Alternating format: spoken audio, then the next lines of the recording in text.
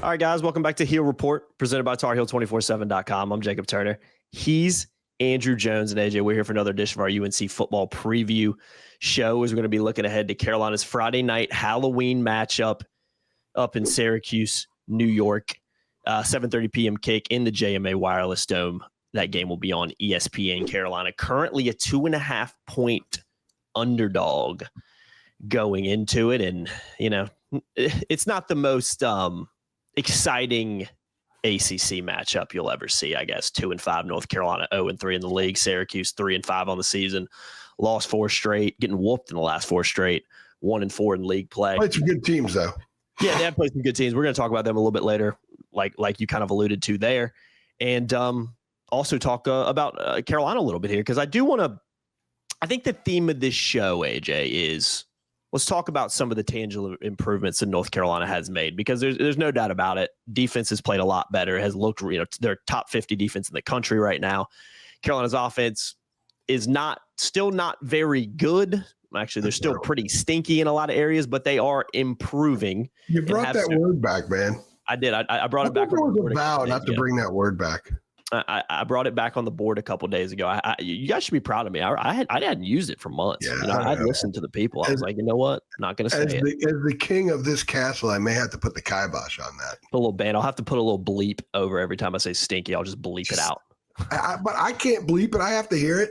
That's true. That's a good point. Yeah, that's a good point. It's all right. I can get one stinky every couple months, right? I can throw one in there. I think that's fair. I think that's fair for me. It's not like you're banning the word on me. I think you've earned the currency to use it. So anyway, I won't use it as much as I used to. Let's put it that way. But I do want to talk about some of the tangible improvements that Carolina has made, because it is there. But I also think, to preface it a little bit, there can be improvements and still be nowhere near good enough for where they should be. And I think that's kind of where this team sits right now. And then, as I mentioned, we'll preview Syracuse a little bit later on in this one. But let me ask you this real quick, AJ, because I actually didn't get a chance to talk to you. You were on the road traveling after Carolina's BYU exhibition game on Friday night. So you were not at the Virginia game. Me and Noah did 3 things. So we really haven't had a chance to talk about the Virginia game much. And I don't want to rehash it at all, but I do want to get just a couple of your quick takeaways. I want Quick to do a lot of the heavy emphasis and heavy lifting there about the game, because, again, it was days and days ago now. But just from going back and watching it and going back and looking at the stats and kind of analyzing the game yourself, what are some of just your quick takeaways from that game? Yeah, I've watched it. I've combed over it and everything like that. I thought that Tar Heels were physical on defense, more physical than they've been. But I've got to say this. I know some people are going to think I'm going Debbie Downer here, but Virginia's offense in the 2 games going into Saturday had a total of 27 first downs and 538 yards. I don't think Virginia is anywhere near as good. I thought they were pretty good a couple of weeks ago. Now I don't. And I kind of with you there. They've had 3 overtime wins. 2 of them are conference games against 2 ACC teams that are winless in league play.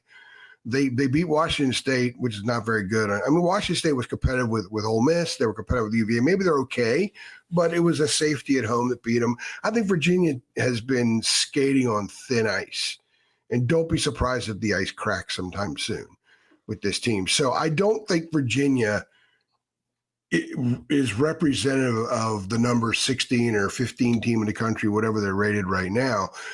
But at the same time, I don't want to take anything away from what Carolina did. I thought the Tar Heels were prepared. Defensively, they've been prepared. I do think that we've seen some adjustments on the defensive side of the ball. We haven't seen a lot. We've seen a little bit more tweaking on offense, certainly with personnel. So the defensive adjustments have been there. They were physical. Got to love the way Tyler Thompson's been playing of late. And it's a great story because he's a holdover. He's a kid that came in, he's from Panther Creek here in the Raleigh area, came in, was really, really thin. And the previous staff did a great job of getting him physically up to snuff. And I think this staff has done a really good job exploiting his strengths. He's a dude, we don't like the term hybrid around Chapel Hill with football. People decided they didn't like that when Jay Bateman was the defensive coordinator. But if there is a hybrid kind of guy in this defense, Tyler Thompson can line up almost as a defensive end. He can put a hand on the ground if he needs to. There's sort of an old school outside linebacker element to how he can play. And I like that. He's got 3 sacks in the last 2 games. He's a guy that's playing a lot better now than people anticipated. So he's adding to what they have, and he's adding in a very positive way. I think they're pretty good in the linebacker group because Bayer has been playing well also. So you got House, Simpson, Bayer, Thompson, and various roles at linebacker that I think are playing pretty good football for these guys. But what's impressed me the most about the defense and defensive growth, and I asked Bill Belichick about this on Tuesday, is up front. Mm-hmm. You go back and listen to our pods in August. You go back and listen in the fall or in the spring. Man, what do they got? They don't have much at all in terms of experience up there. CJ Mims was the most experienced guy coming over from ECU. But Bob Diaco has done a phenomenal job with the guys up front. And the players have all progressed to the point where discipline is not an issue. Like, they handle their responsibilities. And because of that, the players all trust one another. How many times did we hear Kevin Hester or Des Evans or Javari Ritchie talk about, man, we got to trust each other more? And guys would try to make someone else's play, and it took them out of their own play. So then suddenly you had 2 of 11 not doing what they were supposed to do, and that's disastrous. Up front right now, they're handling their responsibilities, and because of that, they're allowing those linebackers to make plays. Mm-hmm. And it's evidence in that Virginia had one run, the longest run from scrimmage in 34 running plays, I think it was 10 yards. Mm-hmm. And so I've been tracking these gash runs, I call them. That's what I wanted to talk about next. If you're going into that, we're going to go into that now. But tracking that, well, they're doing really, really well in that sense. They're not letting people bust stuff, and now they're starting to get a little bit of a pass rush. Now, is this because Cal stinks? I don't think Cal's very good. No. Cal showed that again. They lost to Virginia Tech. I mean, I think they're okay when they're at their best. I don't think they were at their best against Carolina. I hate to diminish what Carolina did, but they still lost that game. And Virginia's offense has been struggling a lot.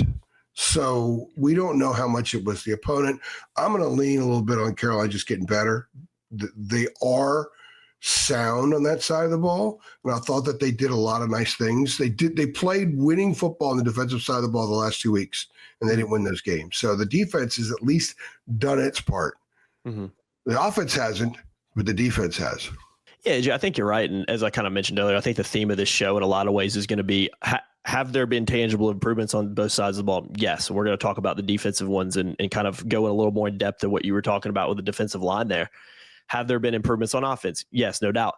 But are the improvements enough? And is Carolina still not a very good football team overall? Yes, 2 things can be true at the same time. And I think that's a classic example of kind of where Carolina's at. Because the fact of the matter is, while they're improving, they still lost 4 straight. They're still 2-5 on the year. They still have not beat a Power 4 team this season.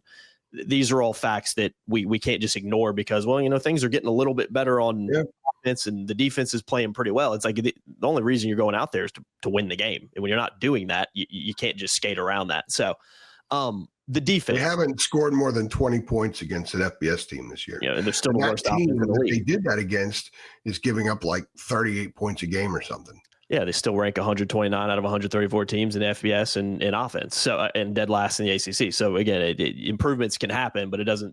When you start from such a low bar, particularly on offense, you can improve some and still be pretty bad.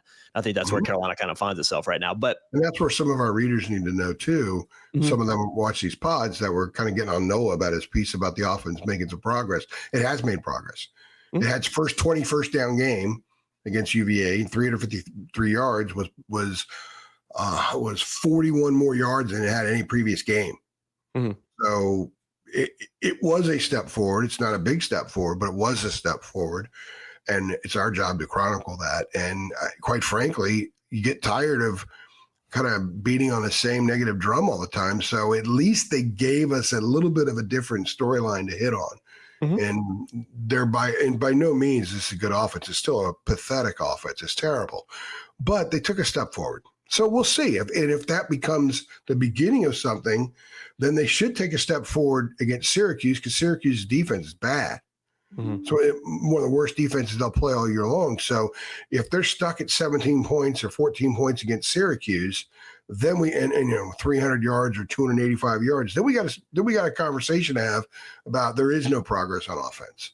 And that's one of the things to look for in this game is that they should move the ball better than they have in a while. If they don't, then they're as bad as a lot of people who are big time negative Nancy's think that they are.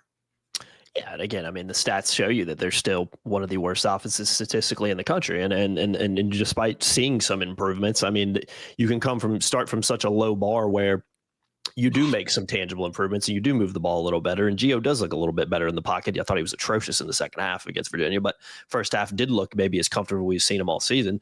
And you can still sit there and say, okay, well, yeah, that's fine, but you're still nowhere near where you need to be. And I think the offense in a way is almost kind of a microcosm of the team of, yes, have they played better the last 2 weeks?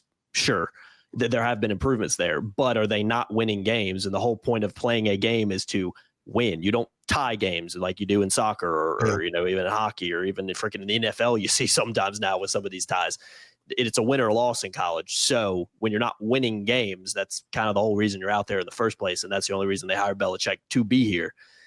It is kind of a weird situation to be in. But I think that's kind of where Carolina's at, AJ, is the bar is so low that when you see some tangible progress, you can't ignore it. But there are going to be people out there, they're like, man, you guys are just nitpicking positive.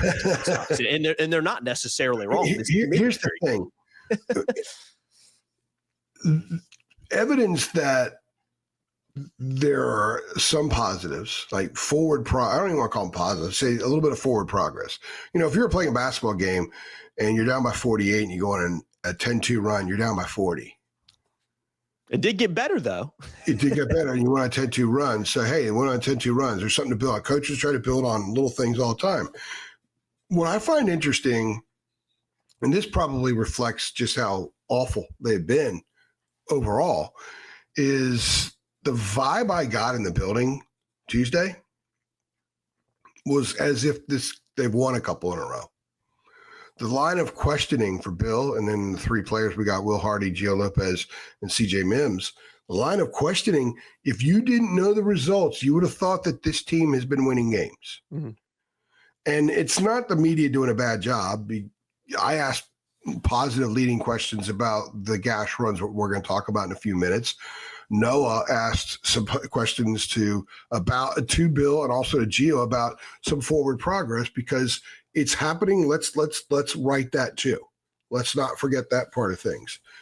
But there's still a really, really bad football team. But the vibe there, I don't know if it's, and I get it not just from the media. I thought after Cal, when we talked to the players, they're like, wow, we competed. It's pretty cool. There was sort of a sense of like, wow, this is not bad. We feel pretty good about ourselves. They still lost games. So I think there's a danger, and I've covered teams in the past that have been like this. And I've covered a lot of teams, Jacob. And there are every once in a while teams that aren't very good, that they compete, but they don't win, and they're a little satisfied, maybe more satisfied than they should be. And maybe they read too much into being close. You can legitimately say this team is inches away from winning their last two games, but you have to look at the whole of the game. They had 287 yards against Cal. That's not winning football. Mm-hmm. 353 yards and 20 first downs against Virginia. That could win you some games, but they still didn't make the plays. You still go for the 2-point conversion, and I kind of, if the other team is playing zone, don't you got to throw the ball in the end zone? Things like that. So there's a lot of little things to pick at because you lost a close game. So I remember in 2018, and you know where I'm going with this, Carolina lost some close games, a lot of close games that year. And Larry Fedora kept saying, we're close. We're close. I'm telling you, we're close. And they lost another close one at Duke when Daniel Jones ran for 1,000 yards against them. And I asked, Larry opens his press conference after the game, but I'm telling you, we're close. This is evidence we're close. And I asked him, he did not like the question. He was pissed that I asked the question, but it was legitimate. Coach, at what point, when you keep coming up and you're close and you're close and you're close, at what point does it actually mean that you're really not that close? Because you find ways to lose games. Yeah. And he didn't like it, and that was my column. And, it resonated. And it was fair to ask that question. At what point is close a torch to hold up? Now, this is only 2 games, but I kind of feel like I sense rather that there's a little bit of satisfaction about finally being competitive. And we'll see. we'll see if there's anything to that Friday night at Syracuse. I think we're going to learn a ton because they're playing a team that's struggling like crazy, a team that lost its quarterback, a defense that's not very good. This is year 2 for Fran Brown, who's a good coach. A lot of people feel very highly of him. Bill said tremendously positive things about Fran Brown, but it's not a team it's a team that's kind of scattered in a lot of ways. Syracuse got a lot of issues. Mm-hmm. Carolina does too. And it's a Friday night in the Dome, going to be loud, probably thousands of students wearing costumes. So I'm sure they'll be pre-gaming, pretty big time fashion. We'll see what the Heels are made about in a game like this. I'd much rather see them play a team like Syracuse Friday night after the last 2 opponents and results than play someone really good. I would not want to see them play Louisville or Miami or Georgia Tech right now. Yeah, I don't think that would go too well, yeah. We wouldn't learn anything about them really, unless they played really well against them. Mm-hmm. I think Syracuse is more the barometer. It's a perfect time for the game. Get on the road, go up there and play it. Let's see if there's tangible progress, because if there has been, they will compete in this game and possibly win this game. Yeah, we'll do our predictions later, but I actually think Carolina's got a legit shot at winning this. I think I picked them to win. Some of it was just to be different because I was honestly tired of picking them to lose every my 2 touchdowns, to be honest with you. But if I pick them to lose 40-7, how do you think people will react? What if they lose 40-7? If I pick them to lose 40-7, yeah, I don't think people will be too happy on Tar Heels. I'm not picking them to lose 40-7. Just FYI, I'm just kind of. I know you're not. Yeah, even I'd be like, come on, man, give me more love than that. But would I be that surprised necessarily? No, because again, it's a team that has just struggled despite playing a little bit better, is still not winning football games, and that's the whole point of playing it. Like I've said 1,000 times already. So I want to hone in on a little bit more of what you were talking about with the defensive line in particular. Just let's keep the positive vibes here. I know we're trying to keep it a little bit of both, trying to say, hey, they're getting better, but they're also still not very good. But I want to focus in on some of the positives here a little bit more. And like you mentioned, the run defense has been good this season. I mean, not necessarily the whole season, but especially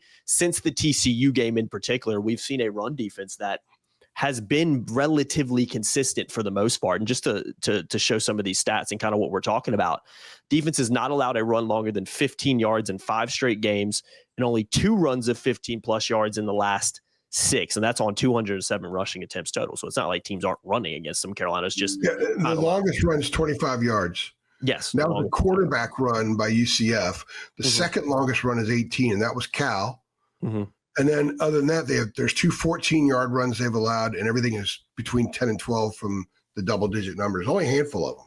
Yeah, no, I know. And to kind of illustrate that more, they've only allowed 13 runs of 10-plus yards in those 6 games, and opponents are averaging just 2.49 yards per carry. So, okay, what does that mean? I think what it means is UNC's defensive line was a big concern coming in. As you mentioned, we talked about them a lot, and rightly so, because when you looked at some of the guys they brought in, the lack of experience they had, the lack of returners they kind of had down there, I think it was a fair thing. And I think most fans were kind of like, okay, what is this defensive line going to be? Not to mention this is again, I've said it 1,000 times like a broken record before, but this is a program where defense is not been very good for a long time. So I think people are always pretty concerned, especially on the defensive line, of what it's going to be. But I think what it has become is one of the team's most consistent and reliable units. Really, again, going back to after that TCU game. The only caveat I will throw, AJ, and this is just me trying to just paint a little bit of a picture here, is I went and said, okay, let's go look at the opponents Carolina's played, and let's see how good of running or rushing offense teams they are. There is, so 2 of the 7 teams Carolina's played this season, only 2 of them rank in the top 104 nationally in rushing offense. UCF's number 20 right now. UVA is number 38. I guess the good thing going into the Syracuse game is Syracuse is not a very good rushing team. So you think this trend should continue into this game at least and give Carolina a shot at winning. I mean, TCU 104, Clemson 112, Charlotte 121. Cal's the 4th worst in FBS in rushing offense. Richmond's an FCS team, and I think they were like somewhere in the 60th spot in SVS in rushing offense. So again, haven't necessarily gone up against these teams that are going to try to pound the rock or are good at pounding the rock. But I'm not trying to take anything away. I'm just trying to, again, give a little bit of a context there to say, hey, like they played a couple good rushing teams, and UCF did have some success and UVA didn't. So some tangible progress there. But it's been a surprise. The defense to me as a whole has been a surprise when you look at just how poor the team overall has been. it's a defense right now that I think ranks 50th nationally in total defense. And I think, if you ask Carolina fans going into the season, hey, you're 7 games in, I don't know what the record's going to be, but you're going to have a top 50 defense. I think a lot of Carolina fans would be like, damn, man, we might be pretty good this year. Because, that's just been a massive an outlier for North Carolina over the past 20 years, really, has just been having a good defense. So the defense has been relatively good, especially over the last couple of weeks. We've seen some tangible improvements. The running defense has been, I think, really, really good for the most part over the last couple of weeks. What do you attribute that to? Like, what do you think that is? You think it's just scheme? Do you think it's just development, or is it maybe a little bit of that, and also not playing the most prolific rushing teams in the country? But then I could sit here and say, well, UVA is a pretty good running team, so maybe that's an outlier. Yeah, but UVA hasn't been. UVA hasn't been a good running team for a while now. Also, we have to be honest with everything. The 2 games that they got 2 of the 3 they got completely clobbered, Clemson and UCF. Clemson pulled back the whole entire second half, basically. Yes. And they had 13. They had a walk-on quarterback on the field, I think, for part of that game. Yeah. UCF pulled back big time. Even TCU pulled back in the fourth quarter because they knew they had to play Carolina again next year in Ireland. So there's no point in rubbing it in. And UCF and TCU did have success running the ball against Carolina. And they did. Well, UCF had some success on some plays, but it was some snaps, but there were a lot of snaps and running plays that Carolina won at the line of scrimmage. Yeah. And they won a lot. I still think they had like over 150 rushing yards. In that yeah. You know what I mean? I know what you're saying. No, they had 4 of the 10 plus runs, I think. Mm-hmm. So that, and they're UCF. So a lot of it's the opponent.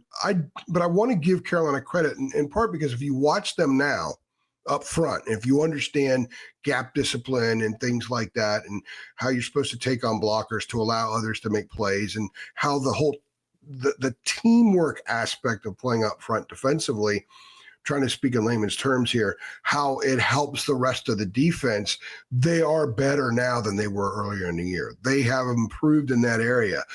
You don't find as many mistakes in pre-snap. They look a little bit quicker on defense than they did earlier because they're just better in pre-snap.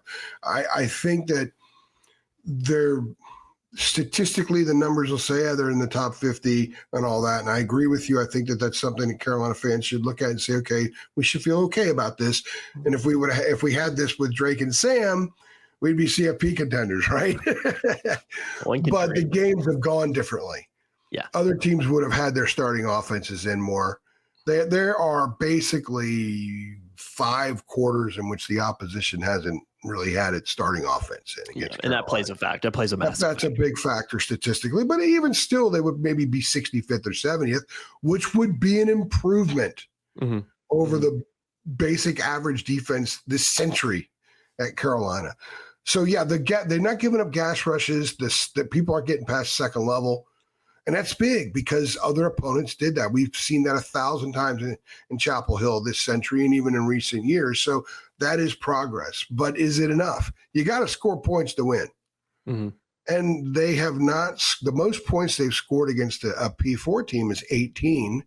The most they've scored against an FBS team is 20. And let me remind you, Charlotte is horrid. Oh, they're atrocious. They're one of the worst teams in the country. Yes. And the next lowest output by an opponent against Charlotte is 28. Monmouth, which is an FCS team, in the CAA, they had 35 and almost won that game. I know. I mean, Charlotte is an awful football team. Mm-hmm. And they hung around with Carolina. Carolina had 53 yards in the second half. I know it was in September, but it's not like the Tar Heels are dramatically different now, even though we've seen a little bit of progress. No. Saturday against UVA was the first time they hit 20 first downs. Mm-hmm. And I even had in my keys, I said, if they can get 22 first downs, they got a chance to win the game. And they had 20. And 22 is not a great number. No. It's an acceptable number if you're converting, if your defense maybe flips the field for you and you get some easy points, some free points, so to speak. You could maybe win some games, like Iowa football. You know what I mean? Mm-hmm. 22 first downs in an Iowa football game. Man, they're moving the ball okay, guys. But not North Carolina. So I think Friday night is big for people that want to believe In fact, I've had quite a few people, more than a half dozen, reach out and say, "You think Bill's okay now because they're playing better?" Like, they lost. They're not winning. You didn't spend half the state's budget on losing close games. That's the thing, man. I think that's the thing. So Friday night against a team that's lost 4 in a row, just like Carolina, 2 fitting clubs to play on Halloween. We're going to find out. We're going to learn more Friday night, I think, than we learned the last 2. The last 2 weeks were precursors to set up Friday night as an education game, in my opinion. Mm-hmm. So we're going to sit back. I'm going to be there in the cramped press box at Carrier Dome or Jam. I wonder now with JMA Wireless, we have fun. People sometimes, a lot of people like when we have fun about stuff like this. It's named the JMA Wireless Dome. It's got the worst freaking Wi-Fi of any place I cover. Yeah, I do to say that. I cover basketball games there, and a few of us that travel covering the Tar Heels are like, "This is insane." We have to. It's working for Adam, so we'll look at Adam's stat broadcast screen for a few minutes. Then it freezes, and mine works. They look at mine for a few minutes. It's god awful. Yeah. But I've only covered one football game there. That was in 2018, and I don't recall if the wireless worked. It was a Carrier Dome back then, so I had no air conditioning, even though it was named after an air conditioning company. You gotta love it. So we'll find out Friday night if the wireless works. They take it out of their own way with the names.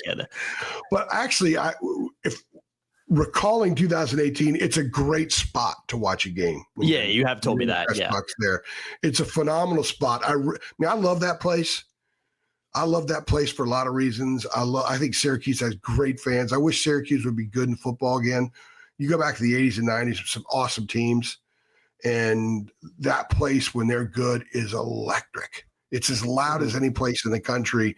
And I would like to see them get back to that again, certainly in basketball, because it's a great place in basketball. But we're going to learn something about the Tar Heels this week.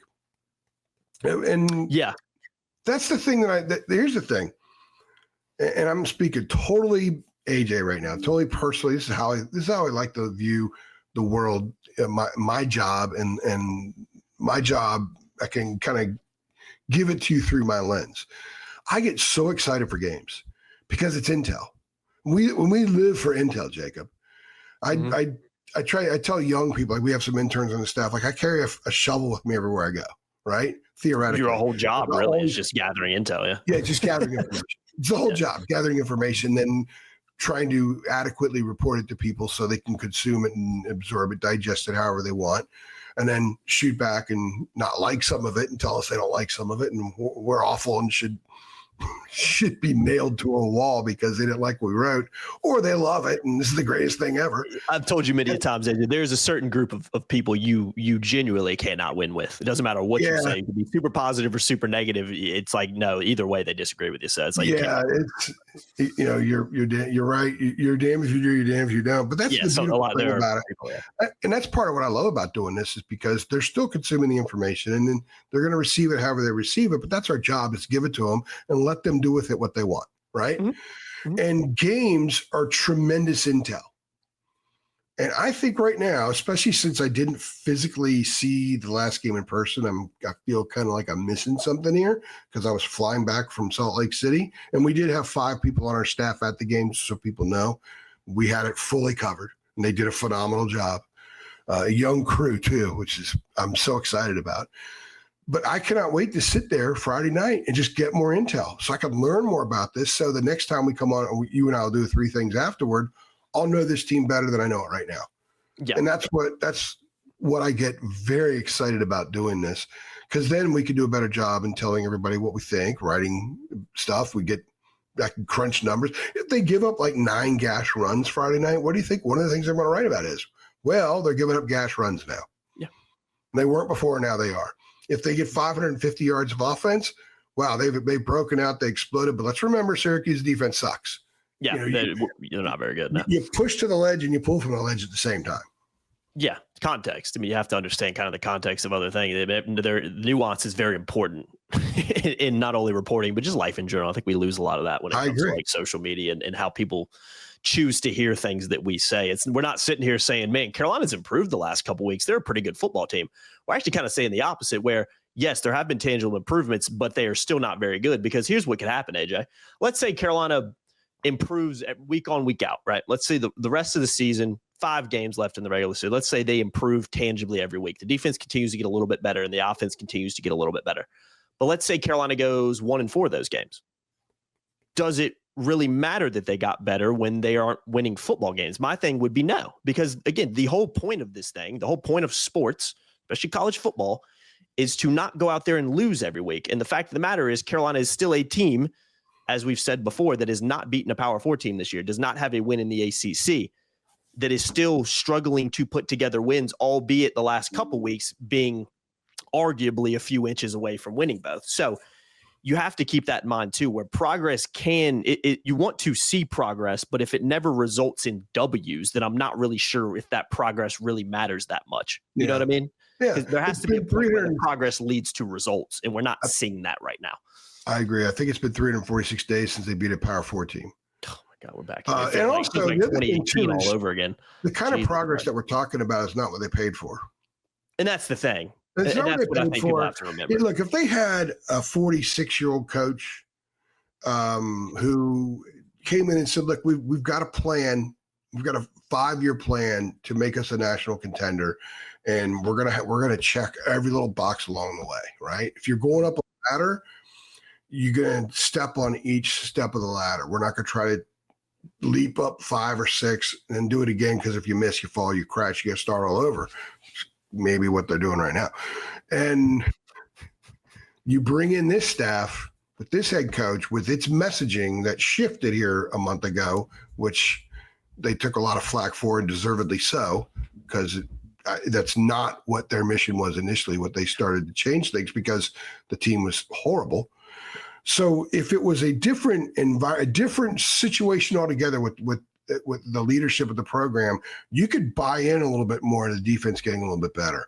You could buy in, okay, now they're competing, now they're losing because of a fumble at the goal line. You could buy into that and say, okay, now the key is to not fumble that ball, to cross the goal line and win those games. Because you can honestly say, if Leacock doesn't fumble at Cal, they probably win that game. If Paysour doesn't fumble at UVA, better chance of winning that game. It was a different scenario, different time, but when you look at how the game played out, maybe it would have changed UVA's play calling and they would have caught fire passing the ball down the field. Who the heck knows? But it was obviously a huge play. And even though the 2-point conversion was close, maybe missed field goal before halftime that was made before when Tony Elliott calls a timeout. I mean, the Carolina. Yeah, exactly. So I think if you had a different staff and it was a different message. So the day-to-day mission was, let's just get better. Let's stack days, which is a saying they all say, but literally stack days, and let's just get better. Belichick is talking Tuesday, yeah, we're getting better, as if he's that 48-year-old coach. Yeah, it's enough. Who's going to be around for 8 years for sure to see what he can do in this program. And I'm not worried. I'm patient. As long as we just keep getting a little bit better, we're going to wake up one day and we're going to be in Oz. We followed this long yellow road. We're going to be in Oz, and we're going to see what's behind the curtain and all that. And I don't think you have the time to do that when you have a 5-year contract, 3 guaranteed. And now here they are. They're 5 games away from being through a third of that. Yeah. And the positive is they almost beat Cal. Yeah, that's the thing. The positive is they almost beat UVA, a team that 3 months ago people marked down as a lock for a win. Mm-hmm. So we're going to note the positives, but we have to be honest with everybody. Nobody paid for 2-5, 0-3, and celebrating fumbling at the goal line. And not that they fumble, but losing because they maybe controlled the loss. If he doesn't fumble, they win. So perspective is important. And again, that's why Friday night matters, because there's no way on God's green earth that they lose Friday night because someone fumbles going into in the end zone. Please. If it happens, then the apocalypse is coming. I mean, the end is coming, right? The meteorite the bunkers. Yeah, the meteorite is on its way if that happens. Yeah, you're absolutely right on that. So I don't think there's going to be anything freakish or flukish that determines the outcome Friday night because of law of averages, which do work out sometimes. So we're going to know more. That's the whole point. Yeah, we will know more. And too, like I said, with the offense, it's like the bar drops so low that it's like it would almost be harder not to improve some. You know what I mean? Well, especially against this defense. That's what I'm saying. Okay, if the high mark is last Saturday, 353 yards, 20 first downs. Now let's remember 10 points in regulation. Mm-hmm. But let's just look, you got to start, they got to move the ball first before they can score.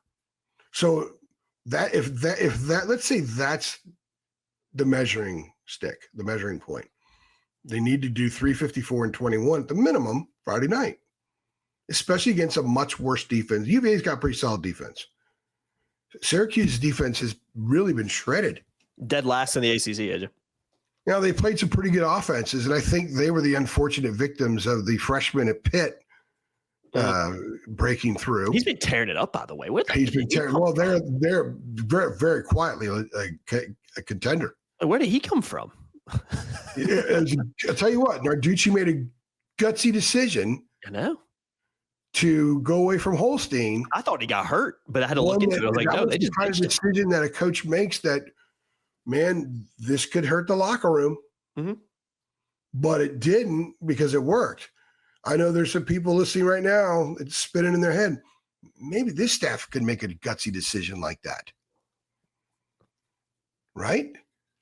I mean, you have a guy at that QB position. I know that people are saying certain things about requests about this year and all that kind of stuff. You have a guy over there who was rated higher than Sam and Drake coming out. And you're right. And Tori Newkirk was so grossly under the radar for a while, but you watch him. I told you, first practice I saw him, he popped. Mm-hmm. At some point, you would think that hamster wheel has to spin in Belichick's head, and he could look at Narducci. Well, he won't look at Narducci and say this, but there's a perfect example. And it wasn't like Holstein was terrible. They just weren't winning. They weren't consistent. He's played a lot. He's an experienced guy, but they went to the young one, and they're 4-0 with him starting at quarterback. Quarterback matters. I'm actually glad you brought that up because I don't know if I'm sure you did, but Carolina's Monday radio show, Michael Lombardi was on there. You know, do you envision a situation where you maybe play a couple of the freshman quarterbacks? And he essentially said, no, don't envision that. He talked about how experienced Gio Lopez and Max Johnson are, experienced doing a lot of the heavy lifting there because neither of them have performed very well this year, especially Gio. But I think it caused a little bit of an uproar with certain part of the fan base because they see that and they're like, okay, well, like the quarterback, Gio is statistically one of the worst quarterbacks in the country. Carolina is the worst offense in the ACC. They are not moving the ball enough. I thought Gio was atrocious in the second half against UVA. His stat line at one point, he had 2 interceptions and thrown for like 20, 30, 40 yards. Like it was really bad in the second half, despite, I think, looking a little bit better, maybe one of the best halves we've seen from him against UVA. That's what he was against an adjusted defense. Exactly. And that tells you all you need to know right there. So my question with the quarterback situation is, it comes back to the messaging of the rebuild that came out of the program. And we've talked about this before. Okay, if it's a rebuild, then why not go ahead and play one of these freshman quarterbacks? It genuinely probably can't get any worse. I guess it can technically get any worse at the quarterback position, but really when you look at it, Gio, as I've said, has been, let's just keep it real. He's been bad this year. There's no other way you can put it. I'm not trying to pick on the guy. He just has been. So my question then comes, okay, if you don't envision doing that, is this something that you maybe revision when Carolina gets down to the point of having 4 games left? Because then you can kind of keep the red shirt. Maybe you put one of them in and see what happens. Maybe that's what Carolina is looking for. But based on Lombardi's comments, it seems like, again, essentially saying no, like we don't have any plan of doing that soon. I don't know if he's the best guy to be answering the question when maybe your head coach should be, but still Lombardi, Belichick work together. So I think they're all on the same page in that respect. But what did you make of those comments? Because I think you can easily see, okay, if this is a rebuild, then play one of the freshman quarterbacks. It cannot get any worse on offense. Why not put somebody else in? But again, my thing goes to, well, maybe it's the plan of maybe we will do that, but we're not going to do that until we can still keep the red shirt on one of the guys. That's the only benefit of the doubt I can give them on that. See, the messaging doesn't match what they're showing us. It's confusing. It really doesn't match. That's what I'm saying. It's confusing because it doesn't excuse me. There are a lot of Carolina fans. I talked to one on the phone yesterday when I was 2 days ago when I was getting my steps. He's like, it's all BS. They're lying to us. It feels like that. You've got a lot of fans that think the program is lying to them. Now, there's such thing as coach speak, which happens, But you got a lot of people think they're lying to him. And the reason is because this email that goes out, then all of a sudden you have Clemson and all the starting offensive line played every offensive snap in a game in which they were mollywopped by the end of the first quarter. There's an opportunity. Miles McVay played the other day against Virginia. Why the hell did he play that game? It doesn't make sense. Yeah. It doesn't make sense at all. If you're going to do a rebuild, that's an opportunity. You pull the starters out. They stunk that day. Your team is getting clobbered. Get the young ones in there. It doesn't matter what the margin is. Get them in there to get experience. There is nothing that can replace a real in-game snap. It could be a 40-0 game with 3 minutes left, and the guys are going to get something out of those reps. A, they get it on film. B, it's different on the field. It's so different on the field. The speed, the physicality, being in front of a crowd, all that kind of stuff for young ones, it is absolutely a must to take advantage of those opportunities. They didn't do it in that game.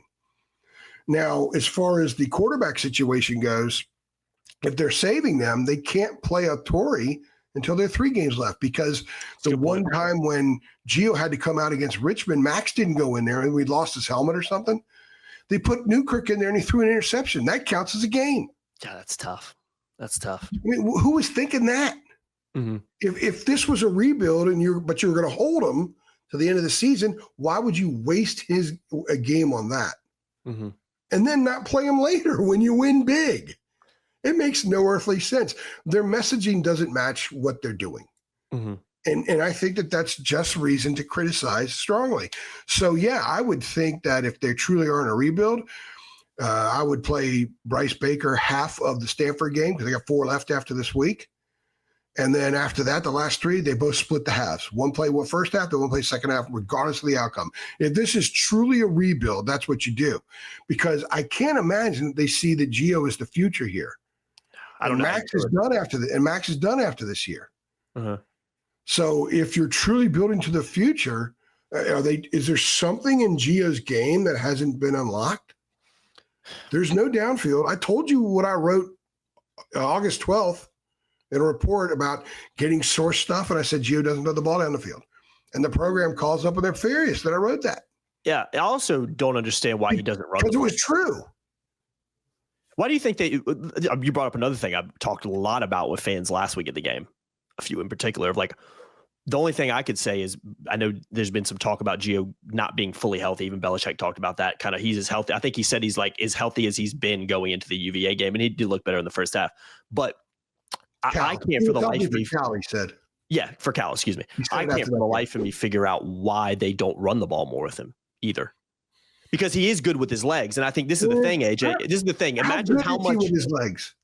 I think he is. I don't think he's great at turning the corner. If I'm going to run with him, I'd rather run more some quarterback draws and things like that. I do agree, but I think Carolina's been so atrociously bad on offense that adding a running element that a defense has to at least respect every play at least makes you harder to defend as an offense. So I don't understand why. And there was many times in the UVA game as I was sitting there watching it in person where it felt like Gio could have taken off where a play broke down out of the pocket. He does roll out a lot. And it's almost like there's someone in his head saying, don't you dare take off and run, because there were so many opportunities where me and other fans around me are like, why are you not running? Like, the field is open. And instead he would either wait to kind of the last second to run, or he'd try to thread a needle with the pass and it wouldn't happen. Or sometimes it would play off. I'm not saying it magically fixes the offense, but I think when your quarterback has struggled as much as he has, and when your offense is as bad as it is, worst in the league, one of the worst in FBS, it's like, why not add at least it's not like he can't run. He's not slow. I just think 100%. It at least makes you harder to defend at least. So I don't understand why they're not doing that too. Well, look at how defenses defend when he rolls. If you add an option element to that. That's what I'm saying. And I know that generally speaking, if you're going to run straight option, your offensive line is going to block a lot differently than if you're running a rollout pass play. I get that. Mm-hmm. But you can still throw that wrinkle in there because the defense is going to play, a 6-yard pass. Mm-hmm. But if suddenly there's a pitch to Benjamin Hall, who's a bull, you get 3, 4, 5 yards every once in a while. Pop one. And it makes you more difficult to game plan for because you don't know when the quarterback's going to. And also there's that element where Gio can keep it. Yeah. seeing how he can read the defense and keep it. I'm an enormous fan of having an option element to any offense because it forces a team to. They only get so many hours. It forces them on the field to talk about you take the pitch man, et cetera. You got to break that down. You got to slow it down in practice when you look at it. Okay. I know that when Paul Johnson was at Georgia Tech, Larry Fedora told us that they would take an hour and a half in two different practices, and then maybe 45 minutes in a third practice in fall camp to prepare for Georgia Tech, even though the game was 2 months away. Because they had to start getting that ingrained. So when they got into game week and you have your 20-hour limit, that they didn't spend the whole practice with all the guys standing around as a linebacker coach literally takes his linebacker and physically moves him and how he's supposed to follow the pitch man. I remember those days from high school. They would grab you and they would walk you physically. You take the pitch man, you take that back, all the identification of roles, responsibilities. So you don't have to do that in college. They would spend time in fall camp doing that. And if you add that wrinkle, it just forces a defense to be a little more on their toes about something. And I think the creativity alone would allow. Look, they ran that really weird play. I call it the Chuck Amato play. Yeah, really, it probably should be the Norm Chow play. For all you OGs out there, I remember when Norm Chow was Chuck Amato's offensive coordinator at NC State, there were a lot of wrinkles in that stuff. And that's why he had a lot of success. Part of it was Phillip Rivers was a superstar. But that play they ran at Cal where the offensive line, except the center, was on the right side of the right hash mark, that was a 37-yard play to Kobe Paysour. If nothing else, it just forced the defense to see something different. Now defenses have to at least prepare for that. Yeah, they did it again against UVA, a similar thing. I don't think they had nearly as much success on that play. I can't remember. You can't go to that well again. No, it didn't really work against UVA because it's like you run a certain kind of fake punt. You can't run it again because. Yeah. And I think too, what it illustrates is Carolina has been so bad defensively that even just something that might give them a 5-10% gain and make the defense have to prepare differently, as you said to. I think this offense needs anything they can get. I don't think it's an offense where you can just say, well, we're just going to keep doing the same thing we're doing. And like, it'll work itself out eventually. It's like, no, the stats and the facts show that it is not working. The stats and the facts show that you are one of the worst offenses in the country. And when you've got a guy that can use his legs, I'm not saying he's Lamar Jackson, but he can use his legs.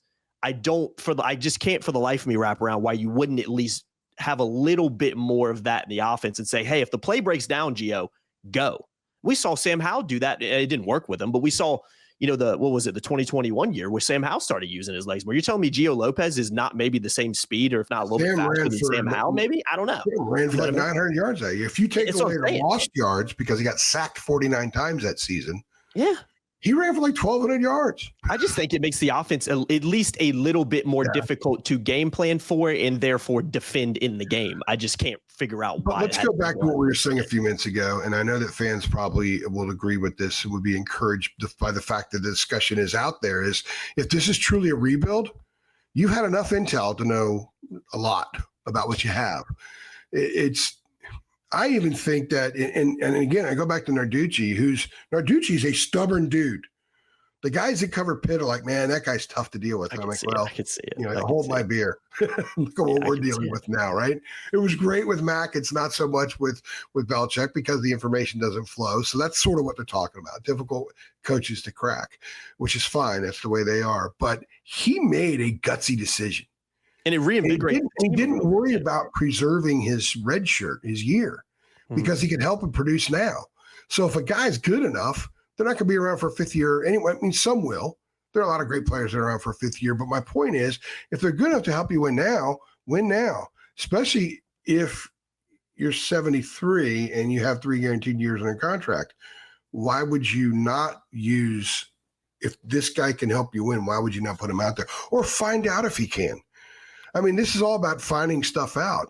It's very interesting that I will give them credit that they're playing guys like Madrid Tucker, for example, gets 8 catches the other day, 9 targets, I think it was, in his first action. And the explanation is for why he's playing more, why Jalen McGill's playing more, why Sharad Cower's playing some more, while they We got Alex Taylor in August as an interview, and he's not even getting on the field anymore. Chris Culliver didn't play any offensive snaps the other day, and there was a lot of speculation about him earlier in the week because of a cryptic tweet he put out, which was just college kid doing college kid stuff, I guess. But my point is they've shown that they will play somebody in certain spots who has proven over the course of the last 2 months that they're getting better and better and better. A lot of them are late arrivals. And also it's because the reason that opportunity is there is the guys in front of them are not performing. So they're going to pull Alex Taylor off the field, not play him that much, and put in someone like Madrid Tucker, right? Well, but they don't apply the same logic to the quarterback position. And I know quarterback's different, but I would have already given both those kids a chance to play because you know what? You're not going to keep both of them. No. I don't see a scenario in which two players in the same class come back for another year, given the landscape of college athletics. So find out what you got. Mm-hmm. Because if you don't know what you have, how do you know which one of those two to kind of pull aside and say, man, we're okay if he leaves. We'd rather you stay. You're going to have a chance to start. What's he going to think? I know. You didn't give me a chance to play this year, and we were horrible. Mm-hmm. And they also have to have that if they're going to have that theoretical conversation with one of the two kids, they got to make sure they choose the right one. Yeah. How they know without putting them on the field and seeing what they can do. I think if they want to chill the fan base some, keep playing competitive games, but if it's truly a rebuild, show it's a rebuild. Play Miles McVay 50 snaps Friday night. Stop playing fifth-year seniors. Mm-hmm. Play some of the younger guys. Rotate them in there for a series or two. If it's about the future, not so much about right now, I mean, they want to win games right now, but if it's truly about the future, you got to play those guys, and you got to do something at quarterback. Give them a series. Put Bryce Baker out there for a few series. You've already made it very clear that Max is not the guy, and we were reporting at the beginning of fall camp that there was a Grand Canyon distance between Gio and Max, and that's been proven during the course of the year by the fact that every time Gio's been healthy, he's been on the field. Mm-hmm. The only reason Max has played 3 times, 3 different games, is because Gio wasn't able to go physically. So he's QB9 right now, basically. Love the dude. Got a ton of respect for him, but that's the way the program views him. They need to put the other guys out there if this is a true rebuild. I think they can win some of the fan base if they did that. And if they made a concerted effort to say, okay, guys, we are building toward next year. We're trying to win today, but we're doing it while building toward next year. They're coaching it like an NFL team where you don't really play the reserve quarterback unless you absolutely have to. Yeah. I think blowing out Richmond is a time that you absolutely have to. I think getting clobbered by UCF and clobbered by Clemson, those were opportunities to get those guys in the field and get them meaningful snaps. And those meaningful snaps would have made their practice reps that they get moving forward better. Get stuff on film. They've gotten a sense of the speed. So let's say getting the ball out is a problem. They will know that getting game action. So you got to get the ball out a little bit quicker. And that's something they could work on in practice over the last 2 months of the season. But they may not know that and find that out until next fall, wherever they are. Yeah. Last thing I'll say on it too is like how many times NFL, college, freaking peewee football, just making a quarterback change it can reinvigorate your team sometimes. Maybe a guy comes in. You look at Jackson Dart with the Giants. I'm not saying the Giants are, just running the table now. No, but they look better. And he comes in and he kind of reinvigorates the team because before that, you had a guy that wasn't doing it and wasn't getting the job done and nobody really believed in. So not only can you get those valuable, reps, in-game reps that the freshmen need, get a little bit better understanding of what kind of player they might be and could develop into and have that to show so maybe what their weaknesses are and things they need to work on. And it gives them a little bit of confidence too, getting in the game. But it can also, you might put a guy like Bryce Baker in, he plays well and it kind of reinvigorates the team a little bit. It gives the team a little bit more belief because they kind of have a guy now that they can look at the quarterback position, the most important position on the team, and kind of rally around a little bit. So I just think there are so many reasons, especially with the rebuild angle that Carolina started pushing a few weeks ago. There are so many reasons to try a couple of these guys out than not to try a couple of these guys out. And I think that's why it makes the situation so perplexing as to why we haven't seen anybody else besides Gio and Max Johnson. And Max Johnson really only plays when Gio gets hurt. You know what I mean? It's like Gio's the guy and it doesn't really matter. We're just going to stick with him. It's just weird. I'm going to give him a pass of this. Let's say they want to do this, but they got to preserve the year. Well, then that means once you get through Syracuse, then that we should see that against Stanford. That's the only. But Newkirk has already played. Yeah. So Bryce could play the last 4 and keep his red shirt. Mm-hmm. And even if they get to a bowl game for the sake of discussion, now you could play 4 in the regular season and the bowl game. And the reason the NCAA allows a 5th game be in the bowl game is because so many players leave programs. It allows the program to have enough bodies to go out and play. It becomes a health situation. Mm-hmm. So you have enough bodies to play. So technically you could play in 5 and keep your red shirt if the 5th game is a bowl game. So after this week, technically they can play Bryce. He could take every snap the rest of the way, and next year he's still a redshirt freshman.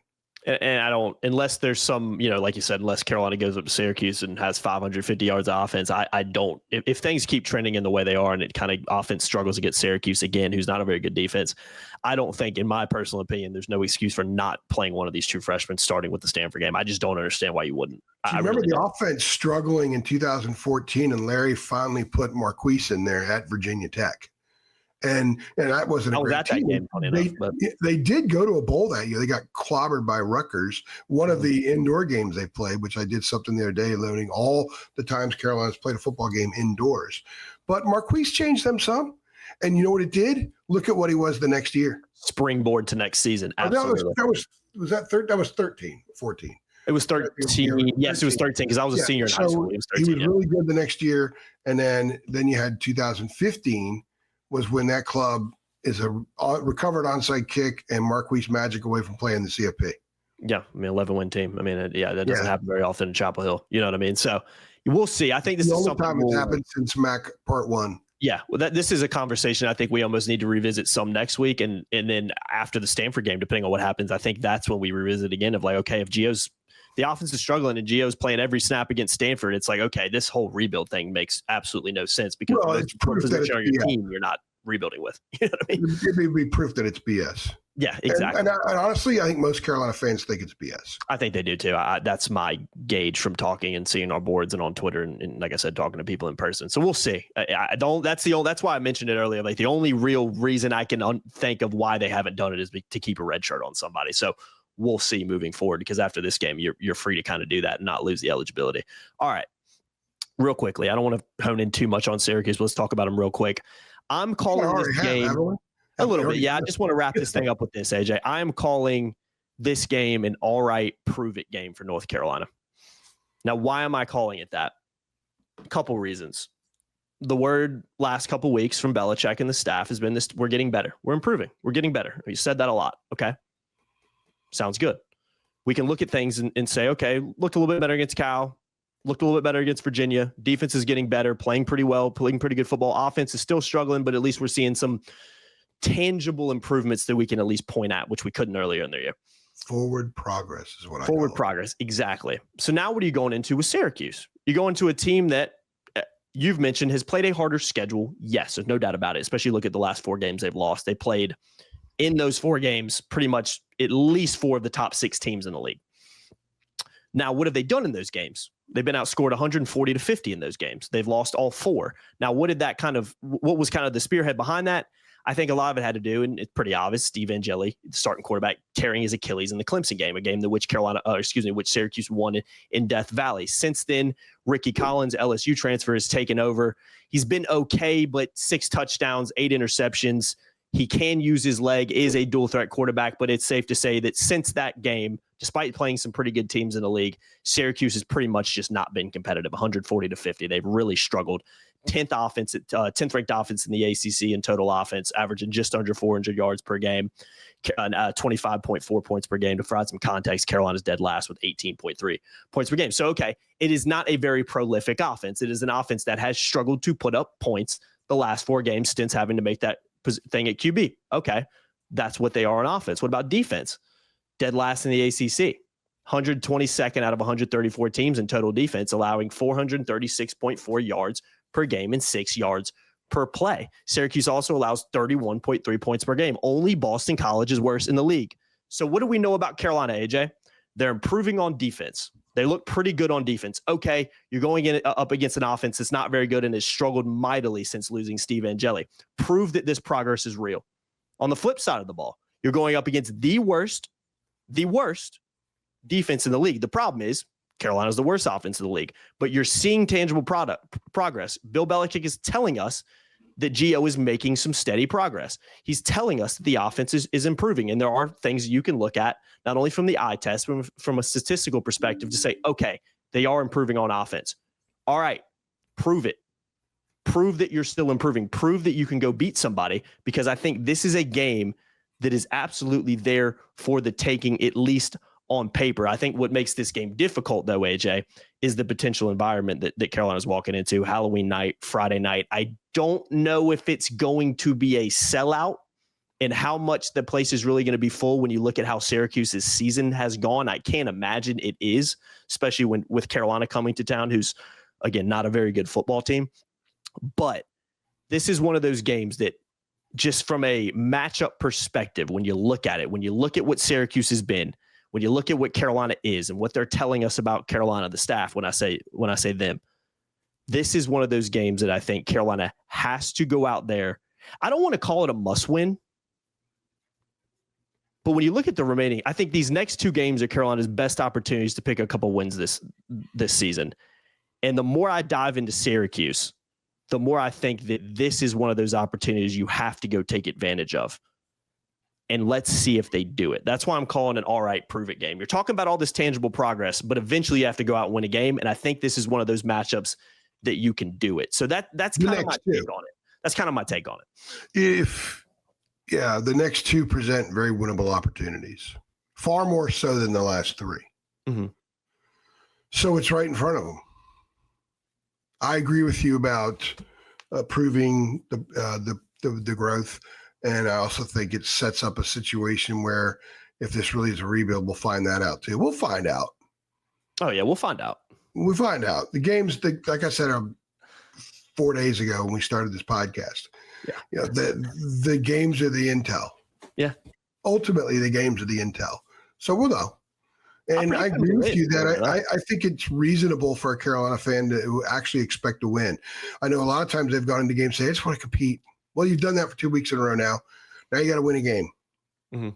You got Bill Belichick as your head coach. Like I said, you paying the program is absorbing half the state's budget to try to win a football game. So if you can't go up and beat this Syracuse team, then that's not a good thing.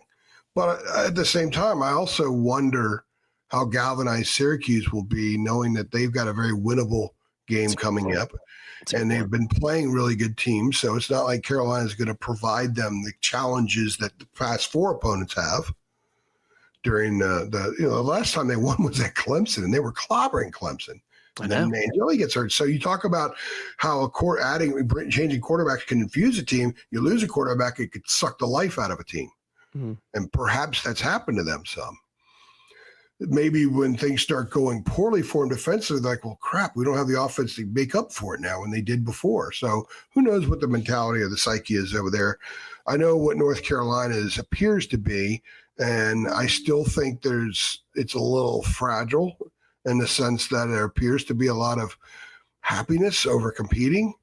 And I would think that anger would have been maybe a little bit more the tone than it was. And that concerns me about what could happen Friday night. I mean, it would not surprise me if they go up there and they're surprised by Syracuse early, and Syracuse jumps on them kind of early and puts Carolina in a back against the wall kind of scenario. That would not surprise me in this game. It also wouldn't surprise me if Carolina goes up there, plays polished football, and wins, because Syracuse hasn't been super polished. If we're going to see the Bill Belichick effect, we could see them go up there and win 17-10. Mm-hmm. That might just be what this team is offensively. Mm-hmm. If it is, and the defense has made some progress, then a 17-10 win, everybody that is a Carolina fan paying attention to this podcast right now or who roots for the team would take a 17-10 win right now, stuff it in their back pocket, and they would run off laughing, say, oh, this is great. This is the greatest thing ever. Any kind of win. But something like that, I think, would be fitting for this team and would be the blueprint in how you win moving forward. It would also lend more optimism. They could do the same thing to Stanford. Suddenly you're looking at 4-5. Yeah, it's not where you want to be, but it's not like Wake is great. Not like Duke is great. I think Duke's kind of surprised people having some struggles at times. Who knows what state situation is going to be at that time? So this game kind of will help give fans an idea of how to view the last month. Yeah. Yeah. Is it strictly rebuild time, or is it, hey, maybe there's something cooking here and we can sneak into a bowl game kind of thing? We'll see. Friday night will tell us. Doesn't matter what you and I say. We'll know at about 11 p.m. Friday night when you and I are 11:30 or 12 o'clock, whenever we're doing our three things. Depends on if Bill takes 6 weeks to come into the post-game press conference. Yeah, Noah said he sat there for an hour after the UVA. Hour and 10 minutes for him the other day, which is ridiculous. God. It's ridiculous. Have some respect for the people who are also there working, right? He's a better man than me. I might have left. Or if it's going to be an hour, tell us it's going to be an hour. That kind of thing. We got to do. Anyway, however long it takes, when you and I do our three things, we're going to really kind of know the fork in the road that they go. It's kind of that kind of game. Bill, if you're listening, you're definitely not listening to this, but if you're listening, for the love of God, please don't take an hour after Saturdays to go to the podium. Y'all probably want to get the heck. I don't care what happens. I don't care if you win or you lose. I'm sure you want to get the heck out of Syracuse, New York in October. Yeah, Halloween night. You might want to go do something. It'll be November by then. It's a good point. God, you're right. You're right. Yeah, you're right. Just don't take that long. We'll give you like 15 minutes, 20 minutes. We'll give you that. But an hour, like, come on, man. Let's be a little bit better. The good thing is, I know people complain when I talk about the travels. It's part of fun. Actually, a lot of people like it. They think it's funny. But no snow? Is that what you're about to say? No. No early flight. Oh, yeah. The last two times I've come back from the other side of the country, one was Berkeley and then Salt Lake City, I didn't sleep. I didn't sleep or eat until like, I think it was Salt Lake City. I didn't eat until about 5 o'clock that day.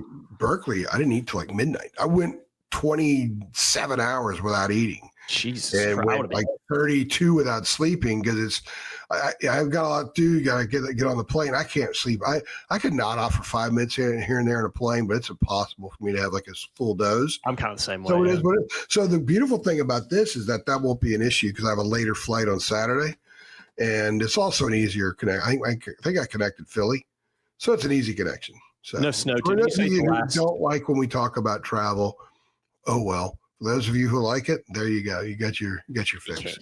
Can't please everybody. You know what I mean? We finished our show portion of this. We've talked enough about Carolina football in this podcast for the rest of the year, probably without this season going. So it's an easy trip. This will be 3 straight Fridays in 3 different time zones. Yeah, you've been all over the place, man. Utah was my first date line ever. First time I've ever had a byline with a date line in Utah. Yeah. So I got to, checking off those boxes. It's like 31 states, 32 states now, plus DC. That's impressive. You'll probably hit all 50. It's funny. We were talking about this the other day. I was like, well, I'd really like to see Carolina have a basketball road trip where they go play at Montana and at Idaho. It'd be kind of sick. Knock those off too. Yeah, I wouldn't mind that either, honestly. Football Montana would be great, even though it won't happen because they're FCS. Oh, they might move up. They have one of the most beautiful settings of any college football stadium in the country. Yeah. Speaking of that, I walked onto BYU's field last week. Yeah, you did. Yeah. I forgot about that. Pictures. It was wide open. I just walked right in. Beautiful setting. Just gorgeous setting. Beautiful setting. I tried to get to Utah too. Did you go to the University of Utah? I got there, but I tried to sneak it in. They wouldn't let me in. They said, you got to go talk to the people at the front desk. And they said, well, we got a game tomorrow. They play Colorado. If you're a Carolina fan, just be glad you're not. Think about being a Colorado fan right now. It was 43-0 at the half. Yeah. Oh, yeah. They got trained. Utah Stadium on the outside was not very impressive. They wouldn't let me in. R.L. Bynum, he snuck in, but he could weasel his way into. Yeah, he could slide between a post that big. He could fly. He could thread Venetian blinds. Well, I got a question for you. We'll wrap it up after this. I've always wondered this. So if you're a public university or public high school, it was always my understanding that, your stadium and everything and your university is paid by taxpayers, right? So how can you close the stadium off? Like, it's a public university. Shouldn't anybody be able to technically walk in the stadium? Because I know Carolinas, you can pretty much walk in all the time. I even to a high school, sometimes you go to these high schools. Not as much now. I used to walk the concourse when I did press conferences. I can't do it now. Oh, yeah. They do close the gates. You're right. Yeah. They do close the gates. I forgot they even have that. Because, they all think they're playing the D-Day invasion. I've just always wondered that because, it feels like if it's a public university and it's taxpayer money that's paying for it, then why is it that you can't walk in the stadium? They said I asked at Utah, I talked to the lady for a few minutes, and I told her, usually if I say, hey, I cover University of North Carolina, they're playing BYU tonight. I've come 2,500 miles. Yeah, and usually people are great. Like when I went to the Kibbe Dome in Idaho the day after Carolina played Gonzaga in basketball a few years ago, I had an Idaho basketball player bring me in and show me around. He thought it was cool that I was there. Let's say, yeah, I thought I would too. Yeah, and so I parlayed that into getting some access. It didn't work at Utah. And I said, why don't you come in with me? Just 2 minutes. I just want to take some pictures. No, it's for security measures. I said, oh, yeah, I forgot. I'm hiding this bomb in my pocket that's set to go off in the third quarter tomorrow night. Yeah, AJ's came 2,500 miles to blow up the University of Utah. I did at BYU. I tried getting into Marriott Center, which is the largest on-campus basketball arena in the country that doesn't have football. Syracuse has football, so it's the largest, but BYU is 23,000 Marriott Center. It's larger than Dean Dome. It's larger than Rupp. Oh, shit. So, and they draw great crowds. In fact, I kind of wish that game was there instead of the Delta Center. Yeah, because it would have been full, and that'd have been a really cool atmosphere. But I tugged at the doors, couldn't get in. It's right across the street from their baseball stadium. If you like college baseball stadiums, Google BYU's. It's beautiful. I sent you guys a couple of photos. It's a beautiful stadium. Look, BYU. There are a lot of people that like BYU, think it's cool. A lot of people don't like BYU. It's some really good facilities and pretty nice place. They got a lot of money and they spend it wisely. Yeah, it's a beautiful part of the country. Yeah. Utah's pretty good this year too, man. Undefeated. Yeah, University of Utah was a lot. It kind of reminded me of NC State and how close it is to downtown Salt Lake City. I didn't realize it was that close to downtown, but it's right there. They hate each other, by the way. BYU, Utah hate each other. BYU and Utah fans hate each other. The Holy War. I didn't realize it was like 45 minutes away. Jenna Miller has been one of our photographers at the old site, and then she became Mama Photog, and she's got a lot of beautiful kids, so she's focusing on that. And she was pregnant in 22. Yeah, she was pregnant in 2019 at the Sweet 16 in Kansas City. And that was that time a couple of weeks earlier against Clemson. She drove down to Clemson with me, rode down with me. We got stuck on 85. I think it was 85. We got stuck on 85. She was sitting in a car with you for 68 hours. There was some tractor trailer spillover, and we didn't move for 8 hours. She didn't tell me at the time she was pregnant. So imagine what she was going through. So she also covered Final Four run in 2022 in New Orleans. She was our photographer, and she was pregnant then too. I think that she went to Utah. She went to the University of Utah, and I sent her pictures of BYU, telling her how nice it is and what a wonderful place. I didn't like that, did you? Just ribbing the hell out of her. She probably didn't like that too much now. Yeah, she's BYU the biggest Utah football fan I've ever met in my life, but she does I think she's a Carolina basketball fan. Speaking of Utah, I mean, I'm pretty sure they made a quarterback change, and I forgot what his name. They ended up whooping Colorado. I ended up watching some of that game. I think they scored. He had like a 80-yard run on the first play. See, I mean, make a quarterback change, you reinvigorate things a little bit. You know what I mean? Parallels that people try to draw with Belichick and Deion, none of which I really buy into. It's interesting now when you look at the body language of Deion in that game in the second quarter. That thing that imploded in the second quarter, and it made you wonder, okay, those kids aren't there. This is what they are in year 3. It ain't working. Like that job of it. Well, he just say, man, this is not for me. It feels like it's trending in that direction. He's had a lot of health problems too, and so I mean, I wouldn't blame him with his kids not being there anymore, kind of thing. Like I do draw parallels there too, because there's a lot of comparisons when Carolina hired Belichick to like, oh, look what Deion Sanders has done, but. In year 3, they're not a very good football team. Man. If you have I've never had a conversation with Deion Sanders, never talked to him ever in any capacity. My only dialogue with Bill Belichick has been in a media situation, nothing ever away from that. But I would think that those conversations would be dramatically different. Oh God, yeah, I think the parallels that people draw. I think Deion goes about it one way, Bill goes about it another way, but there are some similarities in terms of clearing house and. Yeah. And some of the internal communication is based on what I've kind of heard out of Colorado, assuming that stuff is true. Who knows? I think the only similarity between Deion Sanders and Bill Belichick is they both working football. I think that's about the only thing one was a really good player. You know, the other guy was a really good coach. Like, I think that's about they're both in football, about as close as they get. Yeah, I think one was a massive shot in the dark for a bumbling program that hadn't been anything for a long time and trying to recapture it. He did do a good job at Jackson State, but again, his kids were there and Shador was kind of the face there and everything. So that's still FCS to that is a tough jump. It's a big jump. And, and then for Carolina, in their sake, in defense of Carolina, they tried to hit a grand slam. They tried to Freddie Freeman that thing. Yeah. And sometimes, you know, if you try too hard to hit the ball, try to hit it too hard, if you swing, you'll kind of spin a little bit. And think of some 12-year-old trying to hit a home run during batting practice at his little league field, and he spins completely around and falls down into the dirt right there in the batter's box. Golf's like that too, where you try to kill the ball and you usually end up, you know, slicing it 150 yards.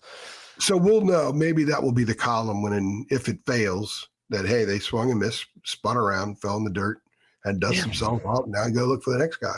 Yeah. So I do credit Carolina for at least trying to hit the grand slam. Yeah. Why not? Right.